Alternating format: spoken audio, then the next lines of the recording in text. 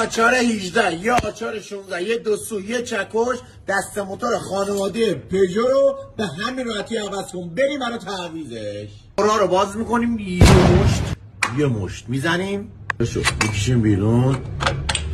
دست چپ روی کمپرسور کولر موتور رو به این حالت هول میدیم سمت رادیاتور، هول میدیم که اینو دو شاخه رو در بیاریم به این راحتی. این دست موتور به این حالت اشتباهه، به این حالت باید بمونه. چرا؟ زمانی که شما نیم کلاژ میکنی موتور رو به جلوه ضربه رو به بالا ضربه نمیزنه که پس این حالتی میافته. حالا میزنید روش دست موتور به عقب.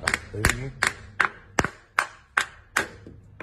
مغزی رو در میاریم. آهنی هم بود به این حالت اول باید مغزی رو در بیاریم. این هم بود به این صورت پیشکشی میذارید پشتش. ببینید با چپش ببینید این بدید پشت این تیکه مونده توی دست موتور. حالا فشارش میدید تو پایین میشه.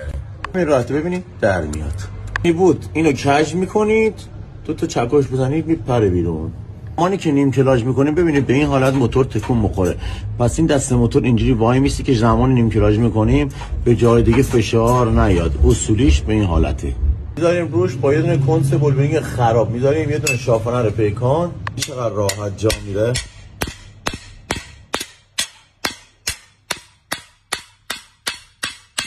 شن خوشگل نشست. لامصب پیکان همه چیز کارسازه. این حالت دستی میذاریم اینجا، بولبینیم به سمت رادیاتور. ببین به این حالت خیلی راحت.